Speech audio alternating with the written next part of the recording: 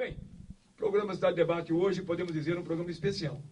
Nós temos aqui como nosso convidado o Rodinei Vecchia, que é natural de Piraju, orgulho para Piraju, com toda certeza, é bacharel em Administração de Empresas e pós-graduado em Economia de Empresas pela Escola de Administração de Empresas de São Paulo, da Fundação Getúlio Vargas. Ele também MBA aqui em Liderança e Estratégia Organizacional, mestre em Liderança, empresário, consultor de empresas e professor universitário de Planejamento, Gestão e Economia Ambiental.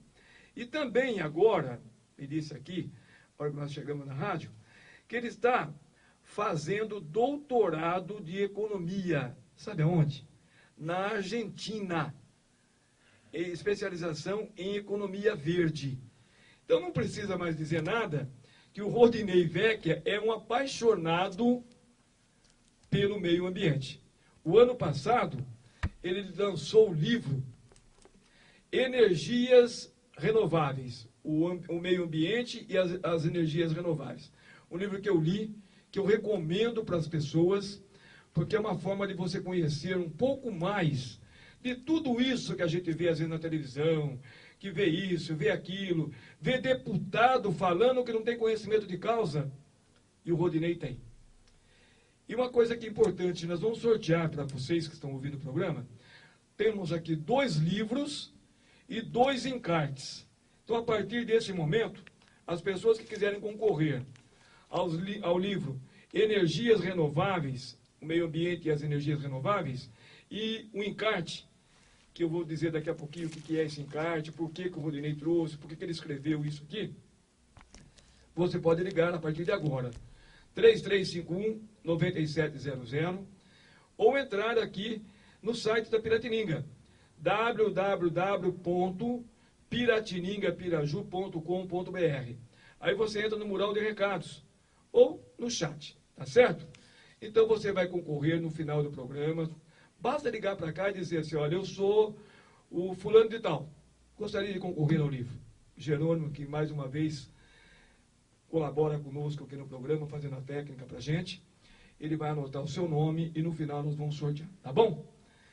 Gente, primeiro, os cumprimentos do Rodinei, mais uma vez participando do programa Cidade Debate, e eu quero dizer aqui com muito orgulho, Rodinei, que nós recebemos você aqui, porque, na verdade, poucas pessoas que saem da cidade, que vão, que estudam, que se formam e que aprendem bastante, voltam às vezes para falar sobre temas tão importantes como esse que o senhor tem levantado, discutido e defendido com unhas e dentes.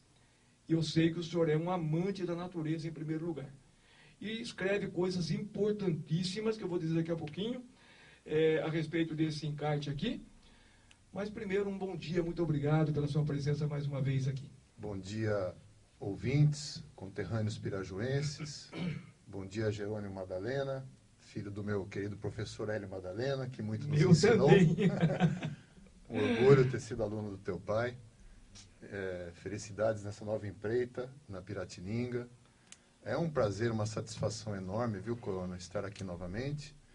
Principalmente você me atendendo ao vivo depois de um problema sério de saúde. E que bom te ver bem. Piraju precisa da tua liderança, da tua inteligência. Que bom te ver bem novamente. Muito obrigado. E estamos aí. Eu continuo na minha jornada de estudar, de escrever sobre recursos naturais, meio ambiente. E estou à disposição de você, dos teus ouvintes, para a gente trocar ideia, trocar conhecimento, compartilhar informação. E boa tarde a todos os pirajuenses. E lendo aqui, eu fiquei um pouco assustado. Confesso que eu fiquei um pouco assustado. Que a água pode faltar. De repente as pessoas não terão água para beber, não terão água para alimentar os seus animais de estimação, ou mesmo os animais de trabalho. E aí? Acaba o mundo, na verdade. Então, eu fiquei até um pouco preocupado quando eu li aqui, e quero dizer uma coisa para os professores que estão nos ouvindo nessa tarde, e para aqueles que tomarão conhecimento do programa. Esse encarte que o Rodinei colocou aqui, me parece que foi distribuído pelo Jornal Observador, deve ser tema, gente, de sala de aula. Um professor que quiser passar para os seus alunos informações detalhadas a respeito do uso da água, do meio ambiente como um todo, tem coisas aqui que nem em livros escolares a gente conseguiu ler, conseguiu estudar. E aqui fala também a respeito do nosso rio Paranapanema. Será que nós vamos ter uma outra usina? O que é melhor? Uma nova usina ou o rio correndo como ele está? Então, eu acho que os professores poderiam utilizar esse encarte e, logicamente, se quiserem se aprofundar um pouco mais, procurarem na banca, não tem na banca de jornais de Piraju, do Renato Donon, o meio ambiente e as energias renováveis. São coisas muito boas, gente, que tem que passar para as crianças, desde pequenininhas, para que elas cresçam aprendendo o que é meio ambiente e como preservar, para que a gente não venha morrer de sede em pouco tempo, segundo o Rodinei Vecchia. É isso, Rodinei? Isso mesmo, Corona. A tua posição de assustado retrata a realidade também em relação a recursos hídricos. A gente costuma ver imagens maravilhosas do planeta Terra e todo mundo que olha aquelas imagens bonitas diz, poxa, a Terra é azul, nosso planeta é azul. De fato, o planeta possui 75% de água. Só que desses 75% de água, 97,5% compõe-se de água salgada. E só 2,5% de água doce. 2,5% de toda a água? De toda a água é doce. Então dá para perceber que nós podemos ficar com sede futuramente. Agora, um pouco mais de informação para você se assustar um pouco mais. Desses 2,5% da água doce, só 0,3% estão em rios e lagos. O restante está em geleiras e nos aquíferos, né? Que nós temos aqui o aquífero Guarani, que pega 6 países aqui da América do Sul. Então a situação é preocupante, por vários motivos. Os mesmos que no livro eu falo sobre a depressão dos recursos naturais.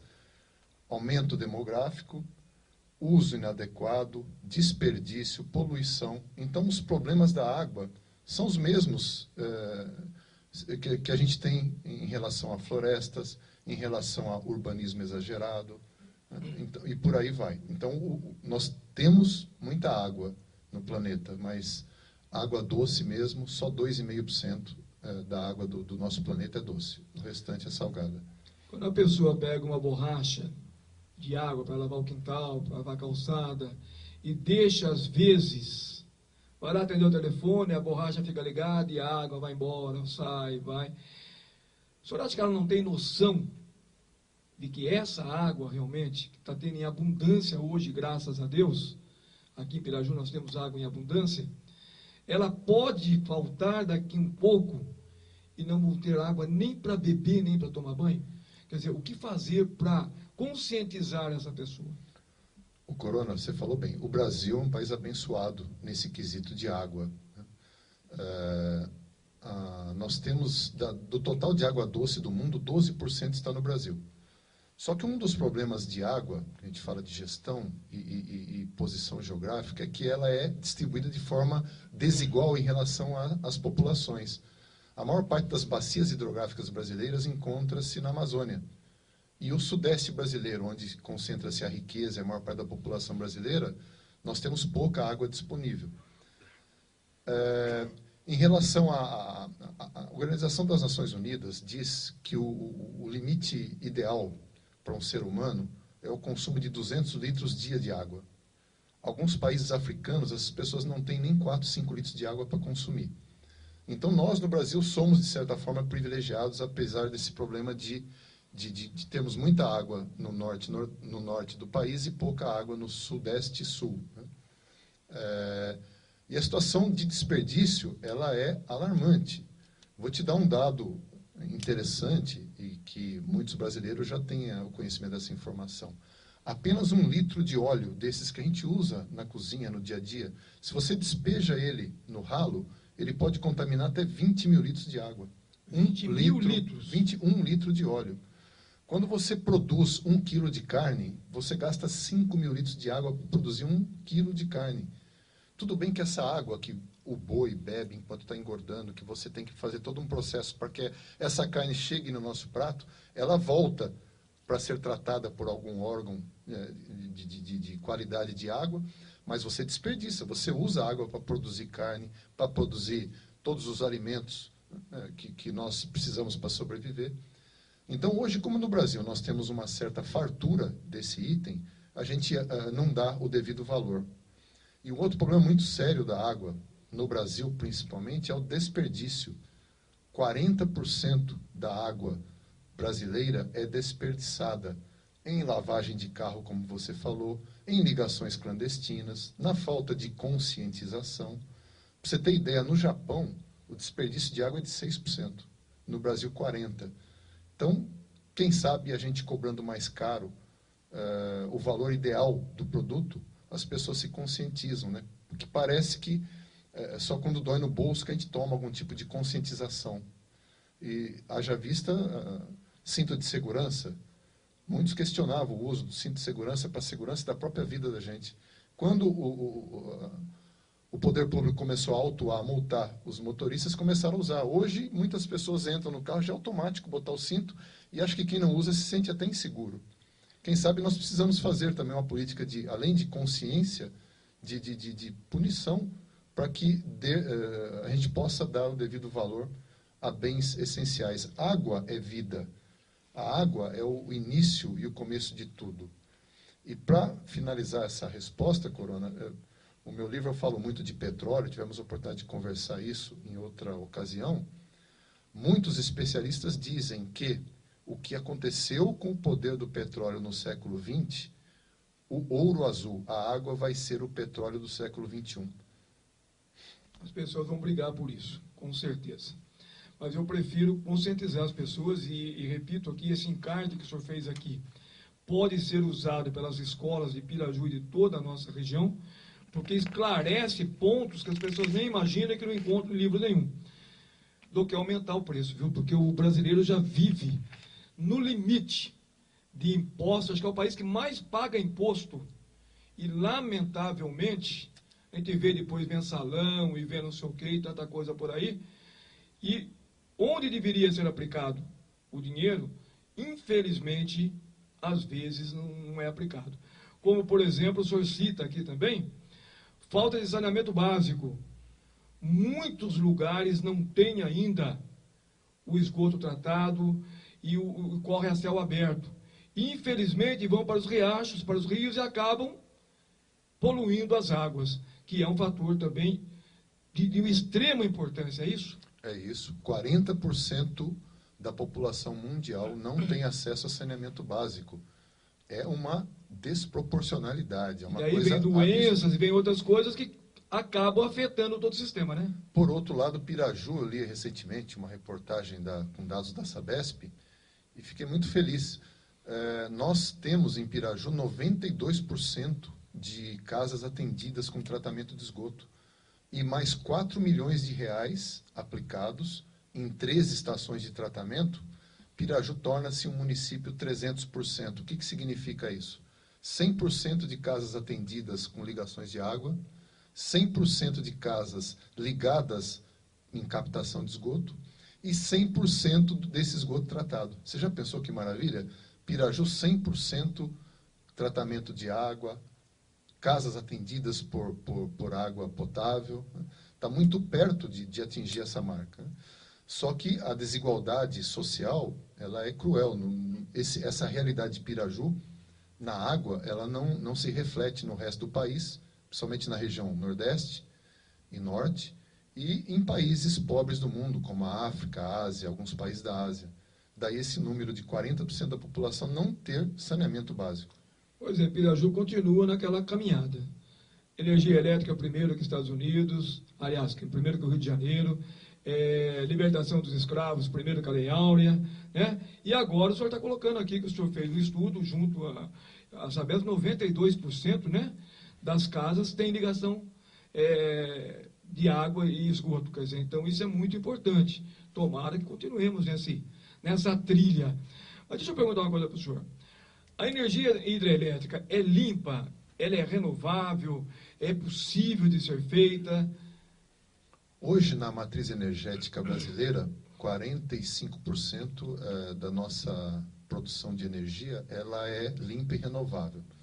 Aí, quando a gente olha a outra matriz, a matriz de energia elétrica mesmo, 75% da energia elétrica que nós produzimos provém de usinas hidrelétricas. No passado, não havia questionamento, isso eu estou falando de 40, 50 anos atrás, de você construir usinas hidrelétricas. Na década de 70, principalmente, né, o país tinha um viés de a floresta era enxergada como algo atrasado. Então, vamos desbravar a Amazônia, vamos construir Itaipu, vamos fazer grandes usinas, porque o país estava precisando realmente de se desenvolver. Usina hidrelétrica hoje é considerada pelas Nações Unidas como uma energia limpa, renovável e acrescentaria mais um item, segura. Realmente, né, você produzir energia a partir da água, a água hoje ela é um item que o ciclo hidrológico nos fornece ela gratuitamente. Então ela é renovável. É limpa na medida em que você coloca geradores e com a queda d'água você produz energia e não gera na produção em si gases do efeito estufa. E ela é segura, no Brasil principalmente, porque aqui nós somos um país tropical e temos chuvas constantes. Então, o principal ciclo motor de produção de energia elétrica é a água proveniente das chuvas. Daí se explica porque em outros países, onde não tem tanta essa dádiva divina da água em abundância, não se ter tantas usinas hidrelétricas. Primeiro. Segundo, não ter rios com quedas, bacias hidrográficas, que você possa instalar usina hidrelétrica. Só que a partir da década de 80, Corona, com a conscientização ambiental, começou a se estudar melhor as usinas hidrelétricas. E você estudando melhor a usina hidrelétrica, você percebe que ela produz impactos positivos, mas também impactos negativos.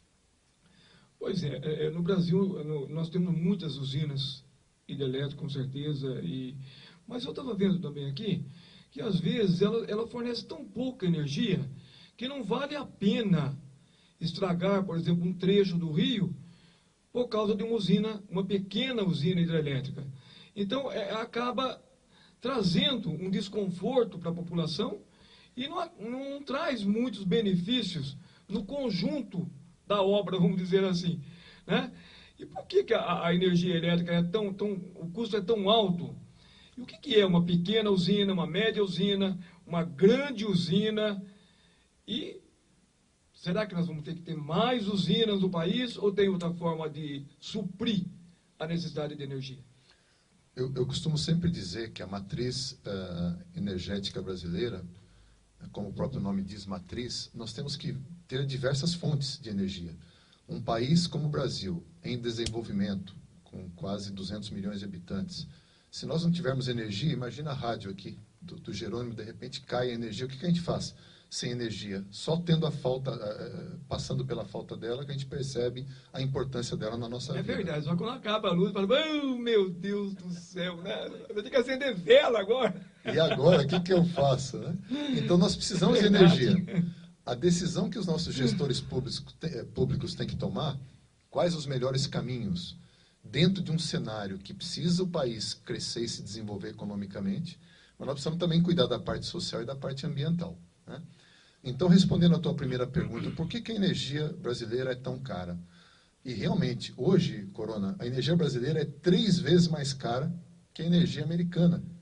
3 vezes. O brasileiro ganha muito mais também que outros países. Nós temos uma renda per capita maior que os Estados Exatamente, Unidos. Né? É verdade, por isso, é tudo relativo. Agora, você vai estudar a tarifa de energia no Brasil e você começa a deparar com algumas preciosidades.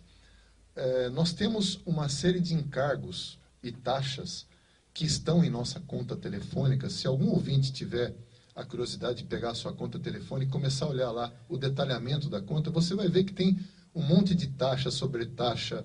E não estou nem falando de imposto ainda, estou falando de taxas. Imposto é a segunda parte da resposta.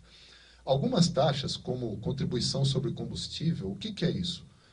Lá no passado, instituíram essa taxa para a gente poder contribuir com algumas redes de transmissão e geração de energia lá no norte do país, para que você possa fazer com que os brasileiros de lá, que estão isolados, comecem a ter alguma receita daqui para desenvolver a sua energia lá no Amazonas, no Pará, no Acre, Rondônia, Roraima, enfim, né, Amapá.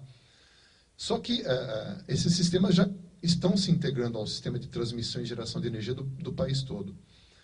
Então, um estudo recente de um professor da USP, o Wildo Sauer, ele disse que se nós tirarmos esses encargos e taxas da nossa conta, ela já cai 26%.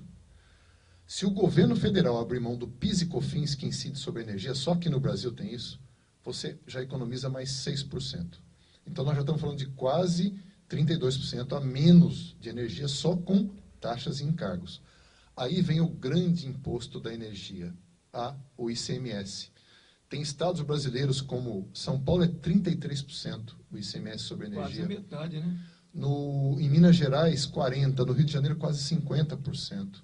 E aí existe um problema sério, porque para você mudar esse estado de coisas, você depende das unidades da federação, os estados. Você reúne os secretários da Fazenda e você vai propor para o secretário da Fazenda, olha, eu vou tirar 30%, 40% da tua receita de energia elétrica. Ele vai aceitar, sim. Então, você já imaginou a dificuldade de fazer isso. Então, basicamente, não é que a energia elétrica, como eu falei há pouco, ela é limpa, segura e barata. É a energia mais barata que existe, porque nós temos a água, que cai gratuitamente nas nossas terras. Mas, à medida que você começa a taxar e a criar taxas, encargos e botar imposto em cima de um item essencial, você transforma a nossa energia na quarta energia mais cara do mundo. Pois é, interessante. Eu fiz uma entrevista uma vez com uma pessoa da Suíça. Acho que foi Suíça ou Suécia, não me lembro bem. E ele me disse que lá as pessoas pagavam, olha, um imposto absurdo sobre o que o senhor ganhava, por exemplo, pagavam, vamos por 60%. Só que a mulher ficava grávida, por exemplo, ela tinha atendimento pré-natal, a criança nascia, tinha tudo que o senhor imaginar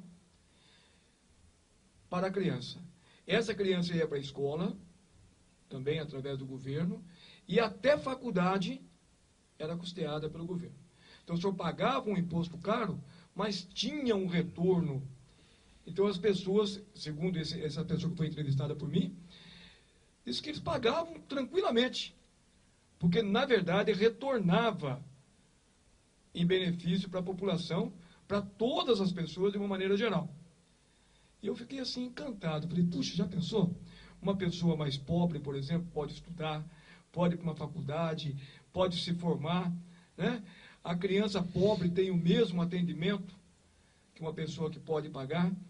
Então, era uma coisa maravilhosa. Eu não sei se continua hoje ainda, mas deve continuar, porque o sistema desse não muda. Agora, aqui no Brasil, nós pagamos uma carga de imposto que é discutida por todo mundo, muito grande. Será que nós recebemos de volta parte disso tudo? Ou isso está ficando aí por meio do caminho? Esse é o motivo da revolta do povo brasileiro com essa carga tributária. Eu vou mais longe, eu posso citar para você exemplo dos países escandinavos, Suécia, Dinamarca, Finlândia. A carga tributária chega a ser de quase 60%. Só que lá você não tem desigualdade social, são países que já enriqueceram. A educação universalizada para todos. Se você fica desempregado, você tem um seguro-desemprego que cobre suas despesas básicas tranquilamente. Sistema de segurança, né? Sistema de saúde, sistema de coleta de lixo, todo por baixo do solo. Quer dizer, agora, outros professores universitários dizem, poxa, mas você vai comparar Finlândia, Suécia, Dinamarca com o Brasil? Finlândia tem, sei lá, 10 milhões de habitantes. Não é o tamanho da cidade de São Paulo. É óbvio que é muito mais fácil você administrar uma cidade, um país com 10 milhões de habitantes que já enriqueceu lá atrás, né? Mas isso não justifica. Nós temos 200 milhões de habitantes no Brasil, nós temos riquezas imensas, riquezas naturais, riquezas minerais, agora descobriu-se o petróleo na camada do pré-sal. O que nós precisamos mesmo é de um choque de gestão pública no país que saiba canalizar corretamente o montante arrecadado de imposto em prol da população. Porque se a população tem saúde, segurança, saneamento básico, educação de qualidade, obviamente que ela vai pagar esses impostos com orgulho do país que vive.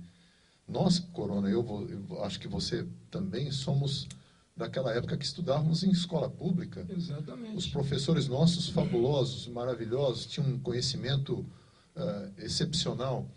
Hoje, eu não tenho coragem, infelizmente, de deixar o meu filho estudando numa escola pública. Gostaria que fosse diferente, mas a situação do país não permite que a gente opte pela educação pública.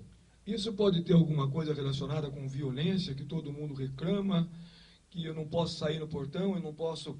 O aposentado vai receber quando ele sai do banco, é assaltado na porta do banco, quer dizer, teria alguma coisa relacionada com isso, na sua opinião? Olha, eu acredito que é um problema até cultural, né, de falta de segurança. Nós temos um país, além da cultura nossa, um país muito desigual. A desigualdade social é muito grande. Então, à medida que você tem 4, 5% da população brasileira detendo quase 95% da renda, né, os ricos lá no topo da pirâmide de riqueza, essa desigualdade social se reflete no problema de segurança. Então, você não dá uma boa escola, a pessoa não tem uma boa casa, não tem acesso a uma água potável, não tem acesso a uma saúde de qualidade, e você vai criando aquela cultura, né, do desigual, do pobre, que não tem acesso, ele não vai ter a educação necessária para ter oportunidades boas na vida. E isso tudo gera, assim, essa insegurança. É óbvio, se a gente olhar para trás, em alguns quesitos, o Brasil se desenvolveu, está enriquecendo, mas a desigualdade social você não quebra da noite para o dia.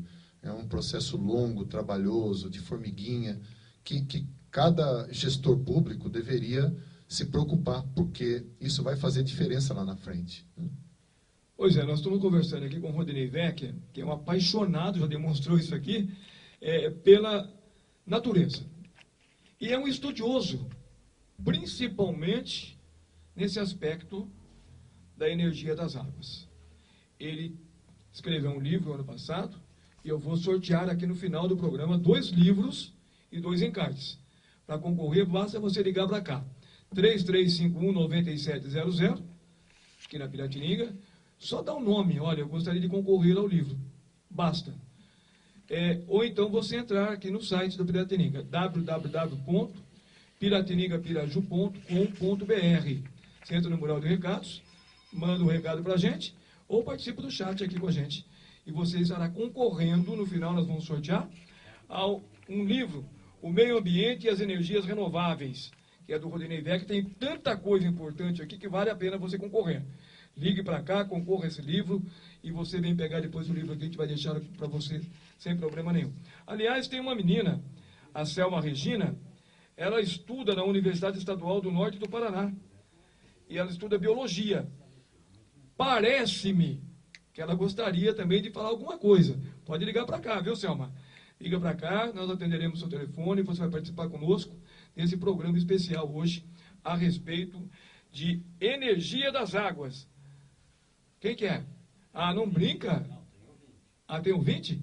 Quer falar no ar? Opa! Alô, com quem eu falo? Boa tarde. Boa tarde, seu Oswaldo. Meu nome é Mara Bressan, tudo bem? Ô, Mara, como vai? Tudo bem? Bem, obrigada.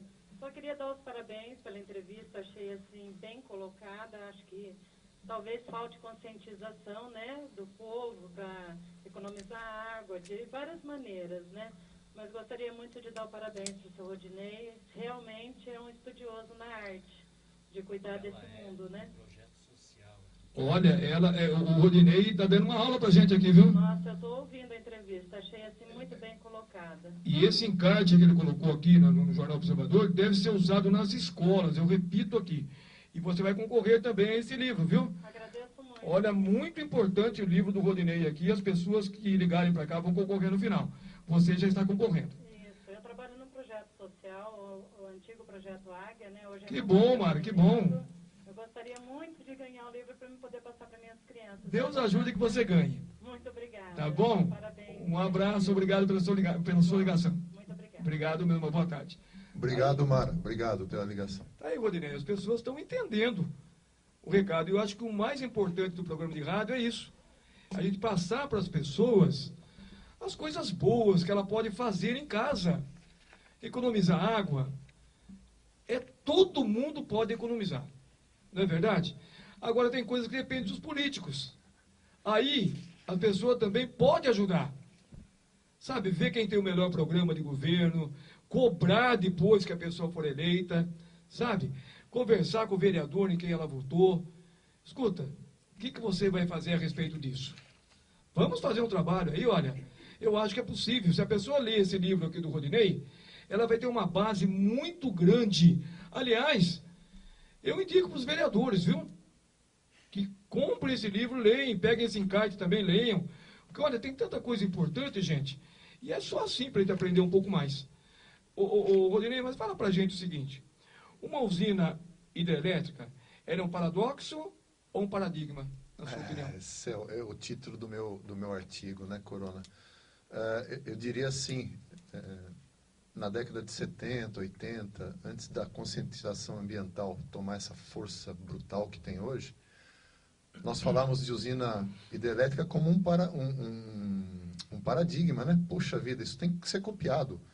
É um modelo perfeito, é uma energia barata, limpa, renovável, segura. Com o passar do tempo e os estudos de impacto ambiental que elas provocam, tanto no Brasil quanto em vários países do mundo, esses estudos estão cada vez mais precisos, mais abrangentes, a gente chega à conclusão que algumas usinas são mais paradoxos do que paradigmas. Então, eu diria a você, temos que analisar caso a caso, temos que abrir o nosso horizonte, temos que analisar a amplitude do negócio como um todo, porque toda fonte de energia, ela gera impactos positivos e negativos.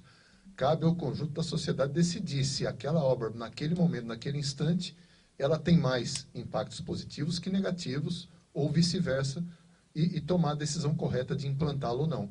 Porque hoje você não precisa mais ficar só restrito à energia elétrica proveniente de usinas hidrelétricas. Você pode investir em energia solar, em energia eólica, onde a velocidade do vento é mais de 6 km por hora ao longo do ano. Você tem a energia da biomassa proveniente de cana, que está num desenvolvimento fantástico no Brasil.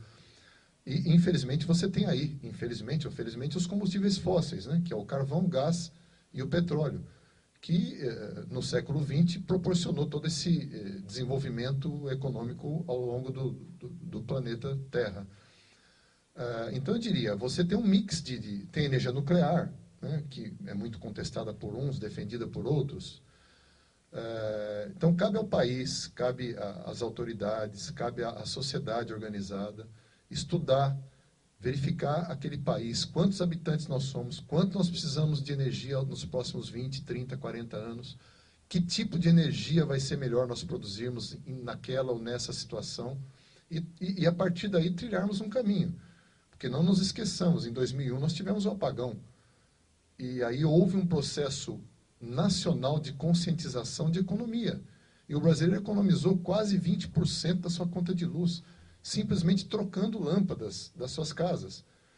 Nós não queremos mais passar por esse problema do apagão de 2001, que vários motivos. O que ocasionou a gota d'água foi a falta de água nos nossos rios. A falta de água proporcionou a falta de energia. Mas por trás dessa gota d'água, houve lá atrás decisões erradas de expansão do nosso parque de produção de geração de energia. Se nós tivéssemos 10 anos, aí em 1991, 10 anos antes do apagão, tomado algumas decisões estratégicas de crescimento da nossa massa de produção de energia, nós não teríamos chegado no apagão. Hoje, nós precisamos tomar decisões. As decisões de energia, Corona, elas são decisões de muito longo prazo. O que nós decidimos hoje, vamos fazer uma usina nuclear. Essa usina nuclear vai estar operando daqui 5, 10, 15 anos. Mas nós precisamos pensar o país lá para frente. E você falou de político. Infelizmente, o político tem o horizonte dele no mandato de 4 anos. E não é assim que você pensa um país. Não é assim que você pensa o mundo. A ONU faz projeções para 2050 e não para 2016. Pois é, nós teremos eleição agora em outubro, né? Novos prefeitos assumirão os cargos, muita gente vai se colocar aí para receber votos para ser vereador. Então comece a se preparar, sabe? Pega um livro desse do Rodinei Wecker, vai lendo, pega esse encarte, olha, estude. Tem tanta coisa boa aqui, e isso são coisas comuns, que podem ajudar a população. Entende? Então nós queremos saber até o desenvolvimento da consciência ambiental de Piraju. Vamos fixar um pouco aqui em Piraju, porque nós estamos fazendo um programa em Piraju, logicamente, que abrange também a nossa região, né? Tem aqui Manduri, tem Itejupá, tem Sarutaiá, tem Fartura, Cerqueira César, que fazem parte, né? Ipauçu, alguns lugares mais distantes, mas fazem parte desse nosso complexo aqui, que as pessoas viajam, trabalham, enfim, essa circulação de pessoas. Então, esse desenvolvimento da consciência ambiental, como que o senhor colocaria que poderia ser feito? Olha, eu até cito isso nesse ensaio, a Energia das Águas, é uma coisa maravilhosa, diferente, a formação da consciência ambiental dos pirajuenses. E você citou há pouco que Piraju já foi vanguarda no início dos anos 1900, não é? Com a abolição da lei da escravatura, nós tivemos aqui o bonde, nós tivemos luz elétrica muito antes de muitas cidades maiores que Piraju. Só que parece que essa vanguarda pirajuense, ela ficou esquecida lá atrás, no século XX ainda, né? Nos idos de 1910, 13, 15. Só que a partir da década de 70, alguns pequenos movimentos em Piraju começaram a brotar, movimentos de defesa do rio Paranapanema. Eu ainda aqui estava, Corona, eu saí de Piraju em 13 de setembro de 1977. Portanto, agora em setembro, faz 35 anos que eu saí de Piraju. E a partir de 1970, 80, nós começamos essa conscientização ambiental começou a tomar forma e cada vez mais adeptos foram aparecendo. E, por incrível que pareça, viu, Corona, essas usinas de Piraju fizeram com que esses movimentos de organizações não governamentais com viés ambientalista tomassem mais forma, fossem num crescente. E culminou com a construção dessa última usina, chamada de usina Piraju pela CBA, no ano de 2002, onde essas organizações, a Devida, enfim, Transpira e outras, tentassem se mobilizaram a população em prol da defesa do rio Paranapanema, porque entenderam, como eu também entendi depois que eu estudei a matéria, que Piraju já deu a sua contribuição para o país em termos de produção de energia elétrica. Está na hora das autoridades federais e estaduais começarem a olhar para a nossa cidade e trazer algum benefício para cá, para que nós desenvolvamos o norte da cidade, que é o turismo ambiental. Então, eu tenho certeza que esse movimento ambientalista, eu poderia citar diversos nomes, não vou citar, porque senão vou cometer alguma injustiça com pirajuenses ilustres, que defendem com unhas e dentes as belezas naturais de nossa cidade. E está muito forte esse movimento em Piraju, está muito enraizado, e nós admiramos isso, e eu citei isso no meu ensaio, e eu acredito que esse movimento, ao longo do tempo, vai fazer história. Muitas pessoas vão contar isso, e isso vai fazer parte da história de Piraju. Dilma, a presidente Dilma, né, instituiu CBH Paranapanema. Quer dizer o seguinte, que a Dilma criou, no último dia 5 agora, recentemente... O Dia Mundial do Meio Ambiente. Dia Mundial do Meio Ambiente. o Comitê da Bacia Hidrográfica do Rio Paranapanema. Com certeza, isso seria para proteger o nosso Rio Paranapanema, né? Agora a gente fica um pouco em dúvida, porque algumas pessoas disseram, nós ouvimos tanta coisa a respeito da nova usina aí, que se for autorizado pelo governo, a usina sai de qualquer jeito. A população queira ou não queira. Na sua opinião, Rony? Vereadores, que são pessoas eleitas pelo voto popular, decidirem, portanto, eles têm o povo, a princípio, né, atrás de si. Se eles decidirem revogar todo esse cabedal de proteção às riquezas, aos recursos naturais de Piraju, principalmente ao Rio Paranapanema, para que uma nova usina seja construída no município, infelizmente ou felizmente, só o tempo dirá, vai se construir uma nova usina em Piraju.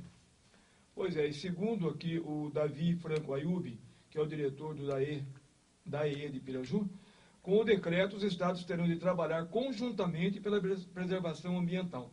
Tomara que seja realmente isso que vai acontecer, porque senão a gente está aqui na mão das pessoas. Deixa eu comentar um pouco esse negócio da bacia, isso é importante, Corona. Na verdade, essa bacia hidrográfica do Paranapanema, ela já existe. Inclusive, tem a bacia, o Paranapanema aqui na região de Piraju pertence à alta bacia do Paranapanema, composta de 34 municípios, a maioria deles com menos de 30 mil habitantes. E isso foi criado a partir de 1997 pelo governo brasileiro, naquela política de descentralização.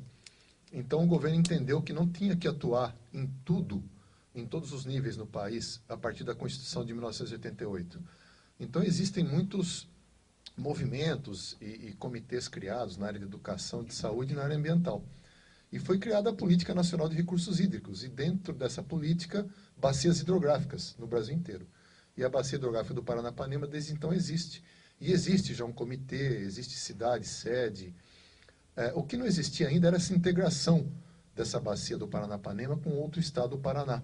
Porque, na realidade, o Paranapanema, como faz divisa entre dois estados, ele é considerado um bem da União, o Rio Paranapanema. A legislação em cima do Paranapanema, ela é federal.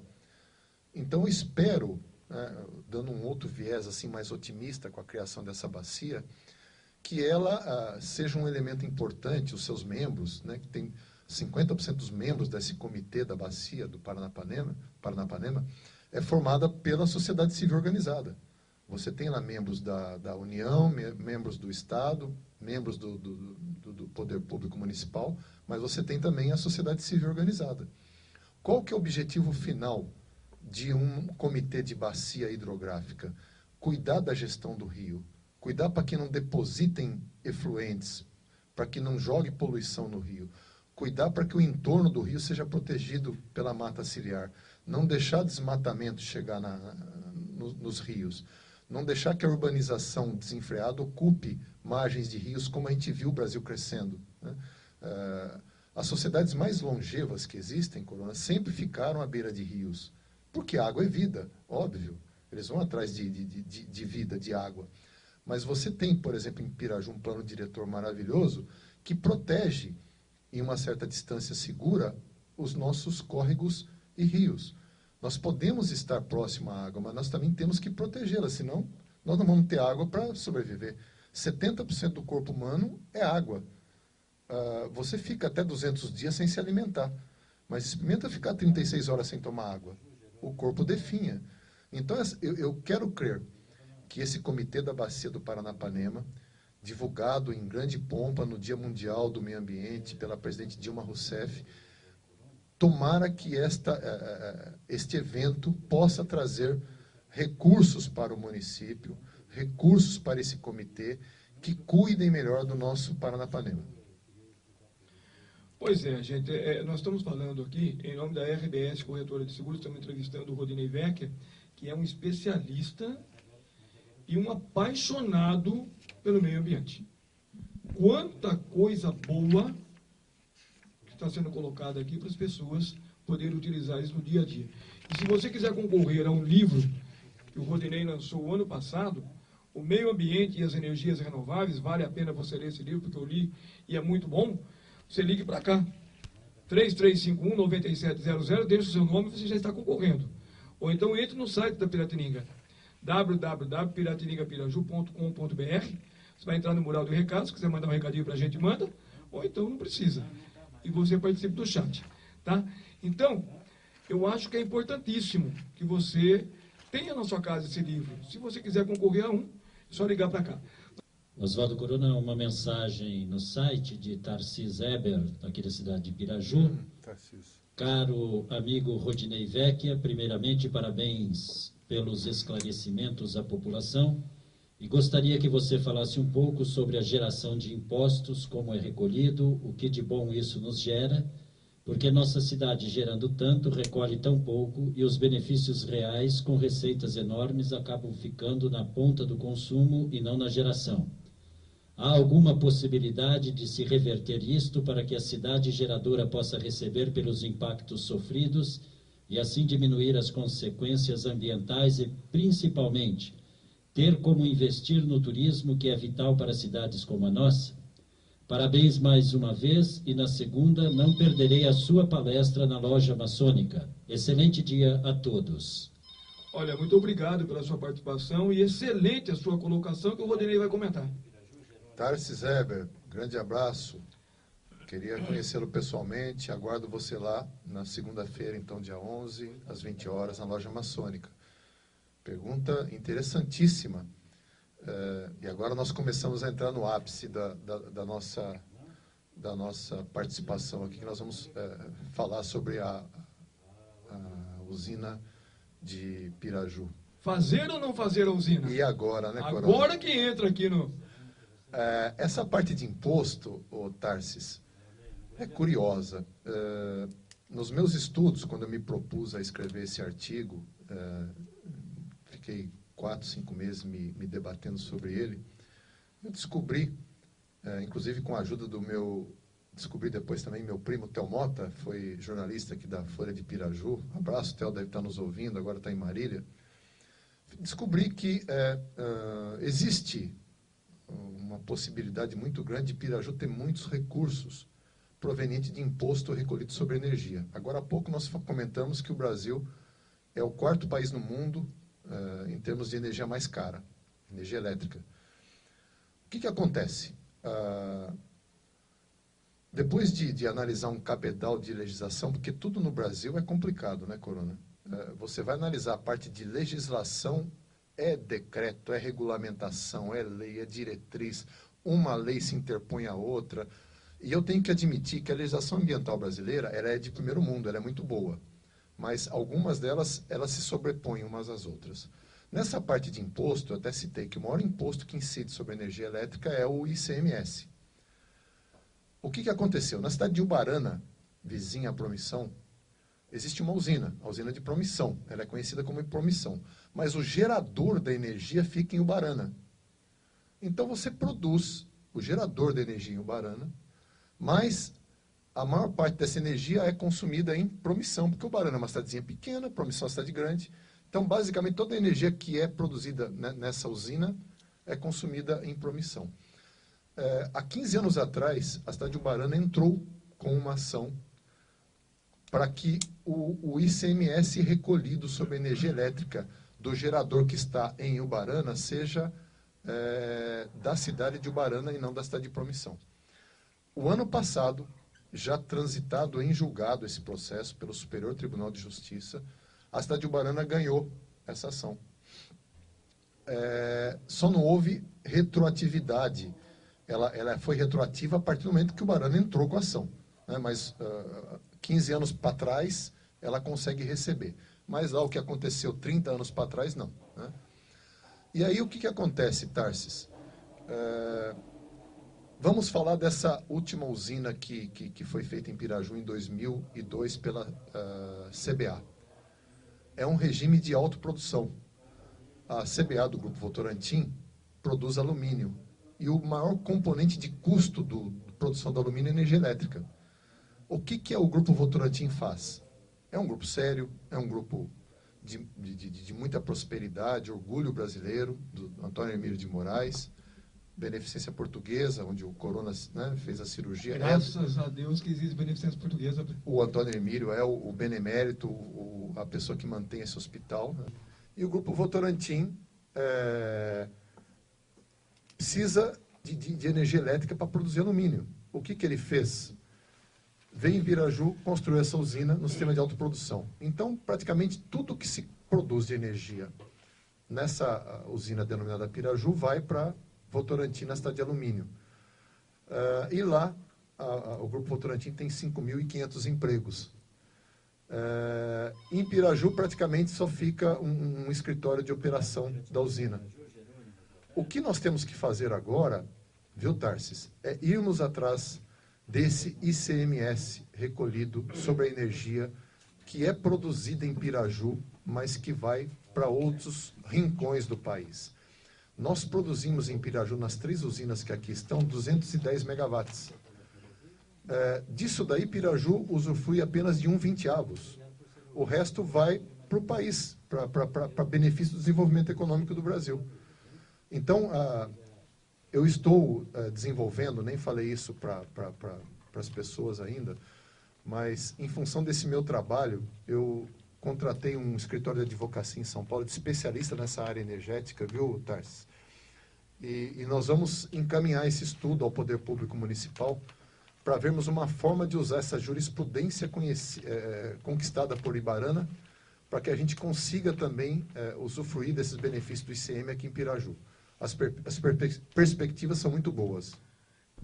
A canoagem é importante para o desenvolvimento de Piraju, na sua opinião?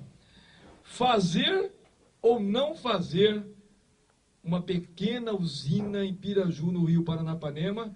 E, a princípio, a gente que gosta do meio ambiente, a nossa posição, com tudo que a gente lê e reflete, ela é contrária. Mas eu falei, puxa vida, eu não posso achar que eu tenho que ter a opinião contrária. Deixa eu estudar esse assunto. E comecei a estudar.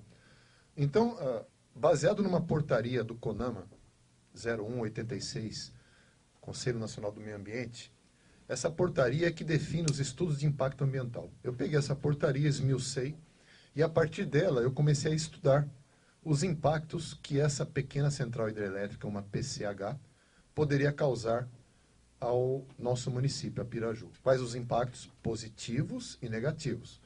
Lembre-se que eu falei no início, né? Toda fonte de energia traz impactos positivos e negativos.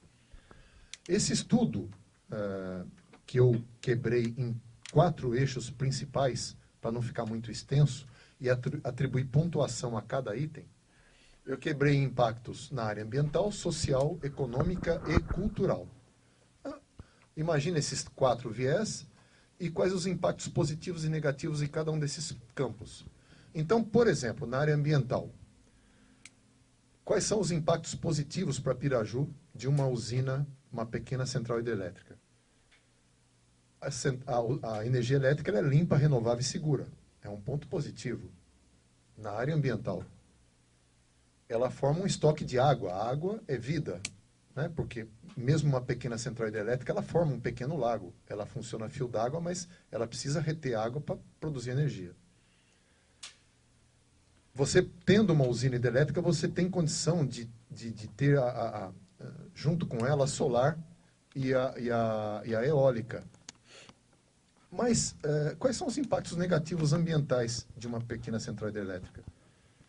Você coloca na mão do ser humano o botãozinho da represa. Ele que define a quantia de água que você vai colocar ou não colocar naquele córrego, naquele rio, né? Você fazendo isso, esse botãozinho que você coloca, que é essa barreira natural, artificial a algo natural, provoca um sem número de impactos. Na ictiofauna, na flora, na erosão de solo, nos nutrientes, no microclima local. Você muda todo aquele status quo existente que foi criado milhões e milhões e milhões e milhões de anos. Você tem alguns impactos positivos na área econômica. Você tem uma pequena geração de emprego, sazonal, marginal, pequena. Por outro lado, a pequena central hidrelétrica, ela não paga compensação financeira ao município, como paga a grande usina. Aí você me perguntou lá atrás, eu acabei não respondendo, o que diferencia uma pequena de uma grande usina? A capacidade de geração. Uma PCH produz até 30 megawatts de potência. A partir disso, ela já é considerada uma grande usina. Então, aqui em Piraju, a usina que querem colocar na última calha natural do rio Paranapanema, ela tem uma capacidade de produção de 28,5 megawatts, ou seja, abaixo de 30 megawatts. O lago que se forma com essa PCH projetado é de 0,6 km², porque você não precisa grandes lagos para produzir 28,5 megawatts de potência, né? Só que nós vamos ficar na parte econômica com uma geração de emprego sazonal de 1, 2, 3 anos, o tempo da construção da usina da PCH. Essa mão de obra, a maior parte dela vem de fora, e depois, do jeito que vem, vai embora. E na área econômica também nós temos esse lado negativo de não se pagar a compensação financeira. Hoje, Piraju recebe em torno de 150 a 200 mil reais mês das usinas Paranapanema, Jurumirim e Piraju por conta dos impactos ambientais do alagamento. Essa compensação financeira, ela vem para o município através da ANEEL. O governo federal arrecada isso e depois distribui aos municípios de acordo com os impactos ambientais sofridos quando da construção de usinas. Então, essa PCH vai impactar a última calha natural do rio Paranapanema, não vai pagar royalties e vai deixar alguns impactos ambientais irreversíveis. E na parte cultural, ela não deixa nenhum benefício positivo. Ela vai sim inundar, mesmo que pouco, sítios arqueológicos de riqueza cultural imensa. Nós sabemos que Piraju já tem até um museu arqueológico viveram aqui 8.000 anos atrás, nossos ancestrais, muitos indígenas. Nós temos muita riqueza a descobrir ainda nessa área arqueológica.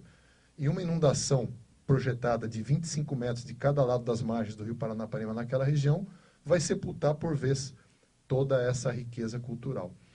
Então, o final da obra dessa planilha, dessa matriz que eu criei, o Corona, ela diz que entre impactos positivos e negativos, você vai, a princípio, ter cerca de 70% de impactos negativos e 30% de impactos positivos. Eu não vou ficar detalhando aqui todo o estudo, senão vai ficar uma situação até maçante, mas quem quiser ler o detalhamento disso, está no meu ensaio. E por isso que, resumidamente, né, ao final dessa minha resposta, eu me posicionei contrário a uma pequena central hidrelétrica naquele trecho maravilhoso do nosso rio. Gostaria que o senhor falasse alguma coisa sobre o novo Código Florestal Brasileiro, pode ser assim, rapidamente, e a Rio+20, que vai acontecer agora nesse mês de junho de 2012, no Rio de Janeiro. Como é que o senhor está vendo tudo isso? Todos estão vendo que o planeta Terra está usufruindo uma vez e meia a sua capacidade de fornecer recursos ao ser humano. Então vai chegar uma hora, daqui 40 anos, em 2050, quando tivermos 9 bilhões de pessoas vivendo na Terra, consumindo cada vez mais, vai faltar água, vai faltar alimento para todos. Então nós precisamos tomar as medidas agora, não esperar lá na frente quando isso começar a faltar. Ou morrer antes, né? Ou morrer antes. Então, hoje eu fiz um artigo que sai no Observador, chamado Código Florestal Indecifrável. E a frase inicial do artigo é: o Brasil é feito por nós. Temos que desatá-los. O Brasil tem muitos nós. Tem o nó da infraestrutura, o nó da segurança, o nó da falta de educação. Mas quem que vai desatar esses nós? Nós mesmos, né, Corona? Então está se discutindo em Brasília o quê? O viés ruralista, o viés ambientalista. Os cientistas e os acadêmicos não foram ouvidos para a construção desse código. E ele já nasce torto, quer dizer, a Dilma vetou algumas medidas, fez uma medida provisória para corrigir os vetos, e essa medida provisória já tem, em uma semana, 620 emendas. E já está se taxando de inconstitucional um código que mal nasceu, que não tem uma semana de vida. Então, este é o país que nós estamos construindo. Agora, nós temos que caminhar. Nós não podemos olhar para trás e voltar para trás. Olhamos para trás para aprender e vamos projetar para frente. É fundamental, é um dos nós que nós temos que desatar o Código Florestal Brasileiro, importantíssimo para a produção de alimento, mas também para a preservação ambiental. Dá para você fazer as duas coisas. A nossa agricultura é de ponta. Nós temos a Embrapa, que produz 10% de tudo que é tecnologia agrícola no mundo. No mundo.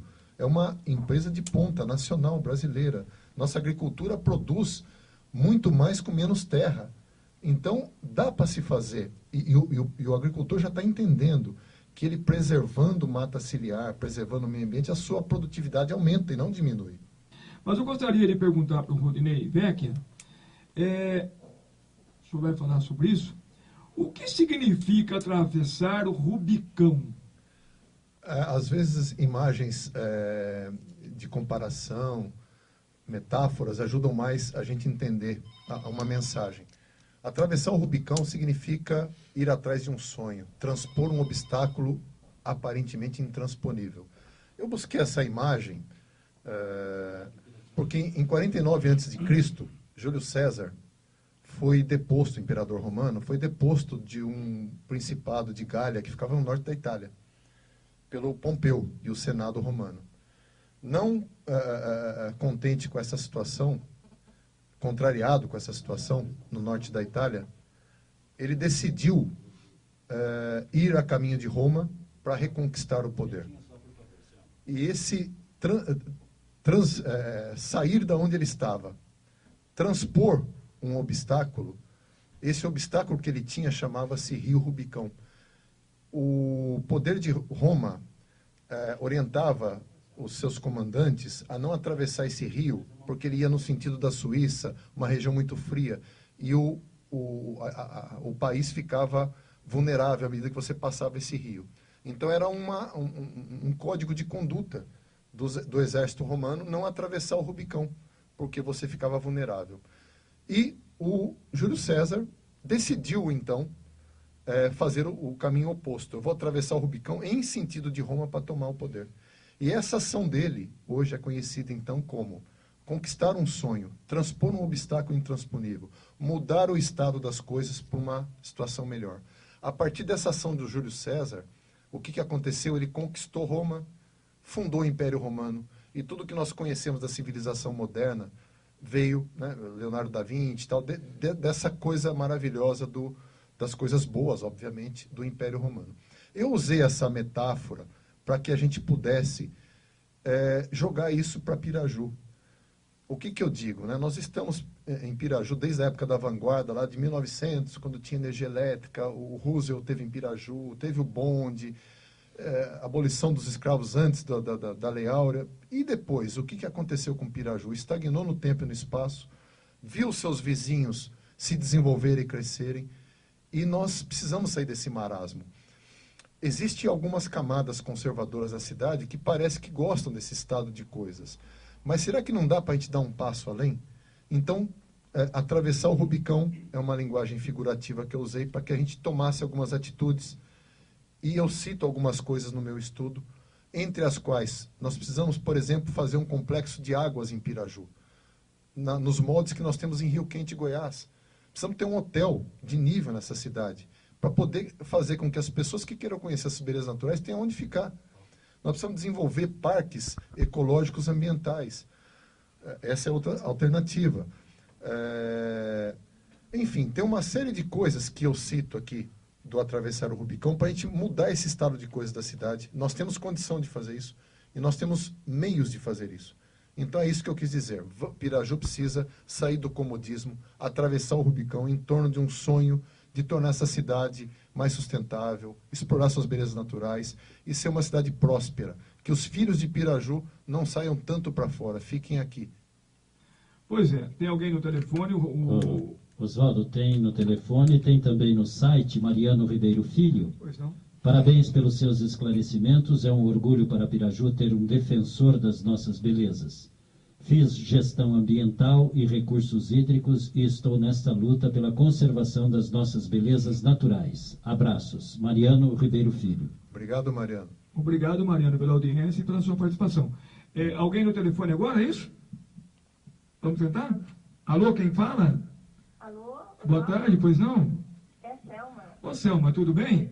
Tudo bem. Como é que está você? Tudo bem? Estudando bastante? Oi? estudando bastante? Olha, bastante, hein? Chegando semaninha de prova, complicado. Que bom. Você, logicamente, acho que ouviu o programa. Gostaria de falar alguma coisa, Selma? Uhum. Então, passando com o Rodney e tudo, eu estudo biologia. E a gente vê aqui em Piraju, ele fala tanto questão do turismo, tanto questão da natureza, né? Ele fala das pessoas de fora virem conhecer Piraju, mas será que a gente mesmo conhece? Né? A gente teve tantas usinas aqui e talvez tanta coisa tenha se perdido. Claro, veio muita coisa boa, mas eu falo assim, a questão da natureza, a questão tantas espécies que a gente ainda não conhece aqui. Né? Lá na UEMP, eles fazem um trabalho em algumas cidades próximas, que eles já conseguiram catalogar espécies novas. E por que não a gente não está fazendo um trabalho parecido aqui? Né? Tentando ver, porque a gente não conhece. A gente tem o José Carlos Garcia, que faz um trabalho com as aves, mas a gente poderia fazer algo mais amplo com tudo isso, né? Porque até para a gente ter uma visão para o turismo, é interessante a gente conhecer o que a gente tem aqui, né?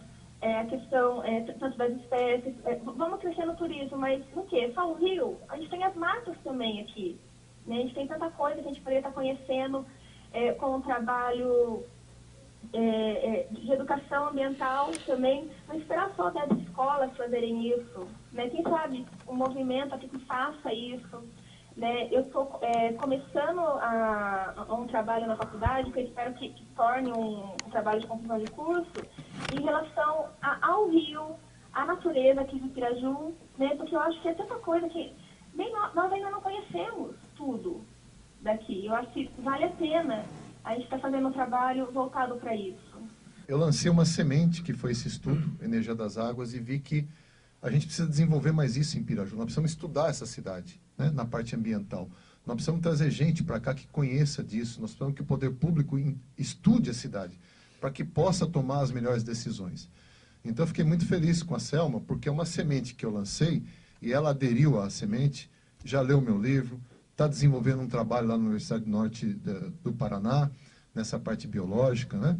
E nós precisamos de mais estudos, de mais gente que estude os impactos que essas usinas causaram em Piraju, tanto positivos quanto negativos, e estudarmos também uma possível nova usina, o que pode acontecer com a nossa cidade, o que vai acontecer de impacto na flora, na fauna, nas espécies, como ela vai começar a estudar. Então é muito bom isso. Paulo, muito obrigado pela sua presença aqui. Eu só tenho a agradecer aqui o espaço mais uma vez e reforçar aí o convite para as pessoas que participem do nosso evento, e não só do nosso evento, mas que continuemos esse trabalho, né, para que a gente possa, a semente que foi lançada possa frutificar, né, para que a gente possa dar continuidade a todo um processo de discussão e também de execução de ações que possam preservar a nossa cidade, que, como todos nós sabemos, é uma cidade maravilhosa, mas que precisa, sim, de muita coisa para ser melhorada a cada dia. Então, da nossa parte, da parte do Jornal Observador, a gente tem procurado aí dar a nossa cota de contribuição para esse processo, e estaremos aí sempre abertos, contando com o apoio de toda a comunidade e de pessoas como nós tivemos o prazer de conhecer o Rodney, que veio, né, quando do lançamento do livro, e se tornou aí o nosso parceiro até os dias de hoje, e com certeza vamos continuar por mais tempo aí trabalhando juntos. A natureza agradece. Corona, senhor. Muito obrigado. Muito obrigado, eu só tenho a agradecer a você, saindo lá da tua casa, com todo o problema que você teve de saúde, me atendeu, um programa ao vivo, eu que tenho que agradecer. Muito obrigado mesmo. Eu só queria colocar, antes de finalizar, faltou eu colocar alguma coisinha da canoagem, mas em 30 segundos eu falo. Eu não sou contra a canoagem, muito pelo contrário. Eu acho que Piraju hoje é conhecida no Brasil, atualmente na parte esportiva, pela canoagem de alto nível, né? Mas nós temos alternativa aqui em Piraju, com uma pista de slalom, lá na usina Jurumirim, já aceita pela Duck Energy. Nós temos condição, hoje nós temos a melhor pista natural de caiaque de alta velocidade, que é aqui no próprio Rio Paranapanema, e mesmo assim temos atletas de alto nível aqui. Então não precisamos da pista de slalom. O que mais me preocupa na pista de slalom, sabe o que é, Corona? Virar um elefante branco, como aqueles estádios da África na Copa do Mundo lá, que já viraram elefante branco. O Brasil, o esporte mais popular do Brasil é o futebol. E já se comenta que alguns estádios que estão sendo construídos para a Copa do Mundo vão virar elefantes brancos, porque não tem calendário para suportar um negócio daquele tamanho que tem um custo imenso. O Pacaembu hoje, que é um estádio na capital paulista, administrado pela prefeitura, é deficitário. E daqui a pouco, com o estádio do Corinthians, vai ser mais deficitário ainda. Imagina uma pista de slalom em Piraju, com um calendário de canoagem muito pequeno, competindo com uma pista de slalom na usina de Itaipu, que é a melhor do Brasil, a melhor da América Latina, com toda a estrutura que Foz do Iguaçu tem de hotelaria, que nós ainda não temos e precisamos atravessar o Rubicão para isso, senão a gente não chega lá, né? Então, só queria colocar esse porém. Jerônimo, muito obrigado pelas palavras de carinho, viu? São recíprocas, eu admiro muito a família Madalena toda, e muito do que está no silêncio dessas linhas do meu livro são provenientes daquilo que teu pai nos passou lá na sala de aula 40, 50 anos atrás. Sou muito grato à família Madalena. E eu queria dar em primeira mão para o meu amigo Corona, por ter feito esse sacrifício de me ouvir aqui por quase 2 horas, e ao meu amigo Paulo Sara. A minha editora Manoli comprou a ideia do encarte, então nós vamos ter, dentro de uns 3, 4 meses, um livro publicado da energia das águas, né? Isso é muito bom, porque a Manoli tem edição no mundo inteiro, então o nosso livro vai atravessar fronteiras, e é o nome de Piraju que está lá. Então eu me sinto muito orgulhoso disso, muito orgulhoso e muito satisfeito de poder estar aqui novamente nessa casa. E um abraço, só tenho a agradecer a todos os pirajuenses, e quem puder participar da nossa palestra na segunda-feira e quiser colocar a sua opinião, quiser debater com a gente esse assunto tão importante para o futuro de Piraju, lá estaremos. Então, muito obrigado, Corona, muito obrigado, Piratininga, aos pirajuenses, e segunda-feira espero por todos lá. Obrigado. Muito obrigado mais uma vez. Continue aqui na